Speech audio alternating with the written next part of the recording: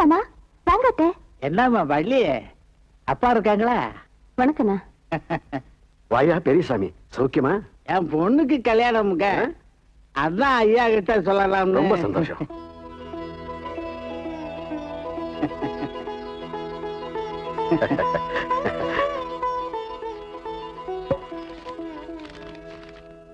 கல்யாணத்துக்காக பணம் போடணும்னு சொல்லிட்டு இருந்தியே, அந்த வேலையில முடிஞ்சதா? எவ்வளவோ முயற்சி பண்ணணுங்க, வேற வழி இல்லாம இந்த ரோட்டோரம் இருக்கிற 5 ஏக்கர் நிலத்தை அடமானம் வச்சுட்டே என்ன? இல்லைங்க, வித்து விட்டனுங்க. உங்க அக்கா கிருஷ்ணவேணி கல்யாணத்தை உங்க அப்பா இப்படிதான் பண்ண வச்சாரா? ஏமா, நீயாவது உன் புருஷனுக்கு சொல்லிருக்க கூடாது? அது நான் 1க்கு 3 விலை கொடுக்குறேன்னு சொன்னாங்க.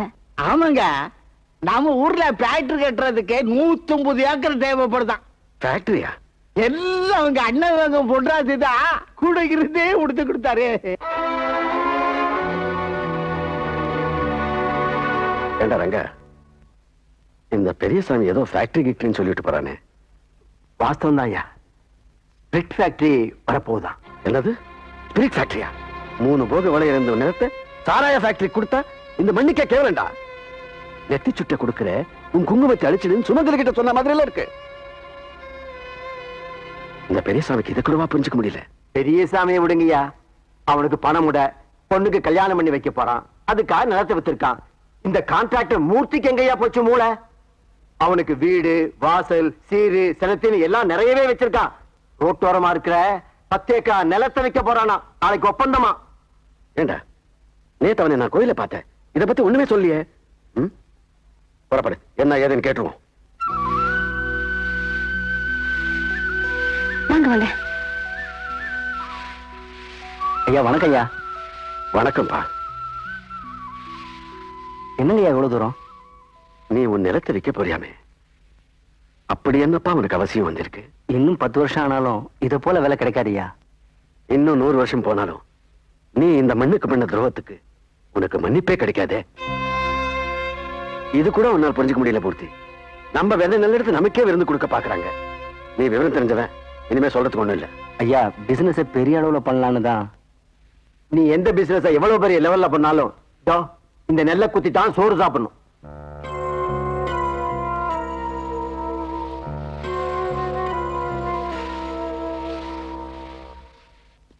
அதே கால் அதே கால். ஓடாத நில்லு, ஓடாத. எங்களால ஓட முடியாது, ஓடாத. இதுதான் நான் வலை கொண்டானோன்னு நினைச்சேன்.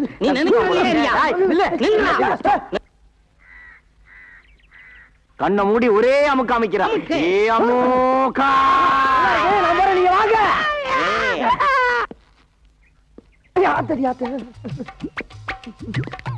வணக்கம் சார். அடி சார், ஒரு ஏசி வண்டியா கொண்டு வரக்கூடாதா? அடி சிறுப்பால உன் மூஞ்சி ஏசி இருக்குதா? உள்ள வா, முட்டி முடி சாத்துறேன். ஏய் வாங்கயா. ப்ரமோஷன் விஷயம் நினைக்கிறேன். அறிவு இருக்கையா? ஒண்ணுதான் கேக்குறாரு. சார், ஒரு அக்யூஸ்ட் எப்படி சொன்னா நீங்க 2 பேரும் கட்டிப்பிடிச்சிருக்கீங்களா? சார், நான் அந்த ஆளை பிடிக்க சொன்னா இந்த ஆளை என்ன பிடிச்சி கீழே உள்ள தட்டிட்டார் சார். உங்க 2 பேரையும் சட்டை கட்டி வீட்டுக்கு அனுப்புறேன். ஏறியா சார், ஓடிட்டான் சார். காச்சேன் புடி. நில்றா.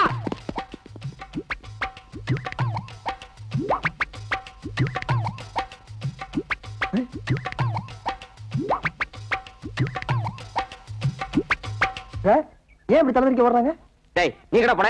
உனக்கு ஏத்த போற. நான் இங்க தான் சார். கூப்பிடுறாங்களே. கூப்பிடுறானே. இருங்க சார், ஏன் கூப்பிடுறீங்க?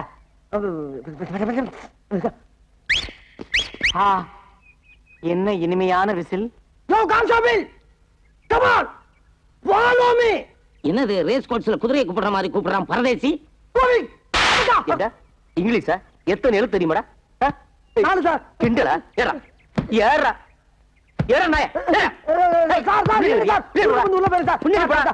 அடிங்க இத ஒடிஞ்ச சார் சார். ஐயோ வண்டியா. யோ ஏயா வண்டி என்ன வரிங்க? என்னடா மூஞ்சி விட்டு.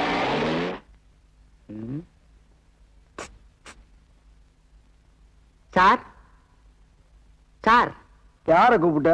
உங்களை தான் சார். ஏய் மூஞ்சி முகரையும் பாரு. மான மரியாதை சூடு சுரணை எல்லாம் உதுத்து வந்து உட்கார்ந்து இருக்கு. சாரு சோறுன்ற. அது இல்லடா, அது இல்லண்ணே, உங்க மூஞ்சிய பார்த்தா ஏதோ பெரிய விஷயம் பண்ணிட்டு வந்த மாதிரி இருக்கு. அப்படி எல்லாம் ஒண்ணு இல்ல, மூஞ்சி அவ்வளவுதான். சத்தியம் பண்ணி சொல்றா, நான் உள்ள இருக்க வேண்டியவில்லடா. எவன் கஷ்டப்படுறத பார்த்தாலும் என் மனசு பொறுக்காதா. அப்படிப்பட்ட நான் ஒரு நாள் 10,000 ரூபாய் பாக்கெட்ல இருந்து எடுத்து நீ சாப்பிடு நீ சாப்பிடு நீ சாப்பிடு நீ சாப்பிடுன்னு சாப்பிட விட்டு ரசிக்கிறப்போ எதிர்பார்க்கவே இல்லப்பா. திடீர்னு நடு முதுகுல சூக்காலோட ஒரே மிதி. அங்க இருந்து இங்க வந்து விழுந்தேன். பிறந்து பார்த்தா உள்ள இருக்கேன். தப்பு, மாபெரும் தப்பு. இந்த சுதந்திர இந்தியால 10,000 ரூபாய் பாக்கெட்ல இருந்து எடுத்து செலவு பண்றதுக்கு உரிமை இல்லையா? ஏன்டா கத்துற? எடுத்தது என் பாக்கெட்ல, இன்னொருத்தன் பாக்கெட்ல இருந்து எடுத்தேன்.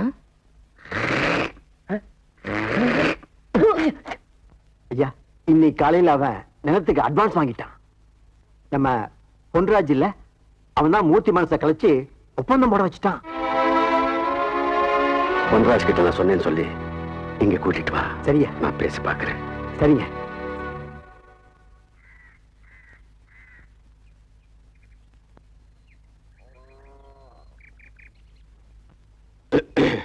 வாங்க வாங்க சித்தப்பா. என்ன பொன்ராஜ், வீட்டு பக்கம் வரமாட்டேன்னு ரங்கன் கிட்ட சொன்னியாமே? அது நீங்க தானே சித்தப்பா வீட்டு வாசப்படியே நான் மதிக்க கூடாதுன்னு சொல்லிட்டீங்க. அதான். அவ்வளவு சொல்லியும் நீ தெரிஞ்சில்லையே. என்ன சித்தப்பா சொல்றீங்க? நான் சூதாட்டத்துக்கு தலைமுறை ரொம்ப வருஷம் ஆச்சு. நம்ம ஊர்ல சாராய ஃபேக்டரி வரத்துக்கு நீ தான் நிலத்தை முடிச்சு கொடுக்குறியாமே. இதுக்கு போய் எதுக்கு சித்தப்பா டென்ஷன் ஆகுறீங்க? சாராய ஃபேக்டரி தான் வரப்போகுது, அணுகுண்டு ஃபேக்டரி இல்லையே. பாருங்க, 1 லட்சம் ரூபாய் நிலத்தை நம்ம வேலாயுதம் பிள்ளை 3 லட்சம் ரூபாய் கொடுத்து வாங்குறாரு. இதனால நம்ம ஜனத்துக்கு பணத்துக்கு பணம், சாராய ஃபேக்டரியில வேலைக்கு வேலை. இதை விட நல்ல காரியம் வேற என்ன சித்தப்பா?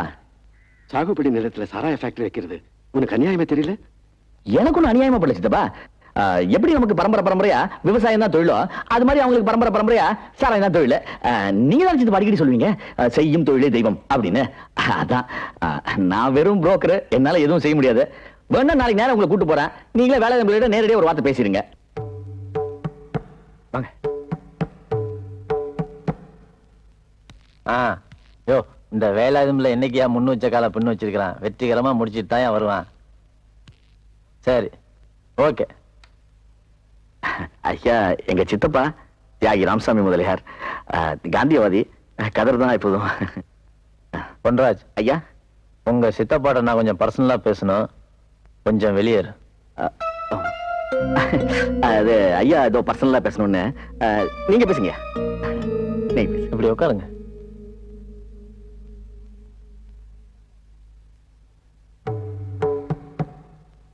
சொல்லுங்க ஐயா, என்ன உங்களுக்கு பிரச்சனை?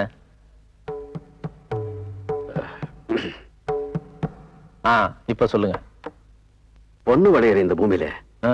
நீங்க சாராய ஃபேக்டரி கட்ட போறீங்களே, அதாங்க பிரச்சனையே. என்ன நீங்க புரியாம பேசிட்டு இருக்கீங்க? தினமும் குறைஞ்சது 50-100 பேரு கள்ளச்சாராயத்தை குடிச்சுக்கிட்டு செத்துக்கிட்டு இருக்கிறான். நீங்க பேப்பர் படிக்கிறதே இல்லையா? ஓஹோ, நீங்க படிக்கிற பேப்பர்ல அதெல்லாம் போடல போல இருக்கு. ஏதோ இந்த ஜனங்களுக்கு நல்லது செய்யணுமேன்னு கவர்மெண்ட்ல முறையா லைசன்ஸ் வாங்கி பிரெஞ்சு கொலாபரேஷன்ல நல்ல சாராயம் கொடுக்கலாம்னு நினைச்சுக்கிட்டு இருக்கிறேன். இதுவும் ஒரு விதத்துல சமூக சேவை தான். இதுக்கு பதிலா இந்த ஊர்ல நீங்க ஒரு காலேஜ் கட்ட வந்திருந்தீங்கன்னா ஜனங்க உங்களுக்கு கோயிலே கட்டிருப்பாங்க. காலேஜ் கட்டுறதா? அட, அது கூட நல்ல பிசினஸ் தான். ஆனா சரஸ்வதியை வைக்கிறத விட சாராயத்தை வைக்கிறது ரொம்ப கௌரவம்னு நினைக்கிறவனா. அப்போ உங்க முடிவுல எந்த மாற்றமும் இருக்காதா? மாற்றமா? இந்த வேலாயுதம்ல எடுக்கிற எந்த முடிவிலுமே மாற்றம் இருக்காது. சரி, வீடு தேடி வந்திருக்கீங்க, நீங்களும் ஏமாறக்கூடாது. எல்லாத்துக்குமே ஒரு விலை இருக்குங்கிறது என்னோட அனுபவம். இது உங்க வீட்டோட அடமான பத்திரம். இன்னும் 6 மாசத்துல மூழ்க போகுது. முடிவு பண்ணுங்க. என்ன பத்திரத்தை எடுத்துக்காம எந்திரிச்சிங்க? இனிமே உங்ககிட்ட பேச பிரயோஜனம் இல்லை. நான் ஜனங்க கிட்ட பேசிக்கிறேன். டேய், தியாகி பேரை நோட் பண்ணிக்கடா. சாராய ஃபேக்டரி திறப்பு விழாப்ப மறக்காம அவருக்கும் பத்திரிக்கை அனுப்பணும். ஏதோ ஒரு வேகத்துல ஜனங்க கிட்ட பேசிக்கிறேன்னு சொல்லிட்டு வந்துட்டேன். என்ன நடக்க போறதோ என்னமோ. ஐயா, அக்ரிமெண்ட் போட்டவன் போடாதவன் போட போறவன் எல்லாத்தையும் சொல்லியிருக்கேங்க. எல்லாரும் வருவாங்க.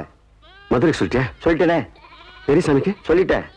உரம் வாங்குறேன்னு சந்தைக்கும் கடன் வாங்குறேன்னு சொசைட்டிக்கு போயிட்டாதீங்க. பஞ்சாயத்து வந்து ஐயா சொல்றதை கேளுங்கன்னு சொல்லியிருக்கேன். பாருங்களேன், அங்க ஊரே திரண்டு நிக்க போகுது. ஐயா,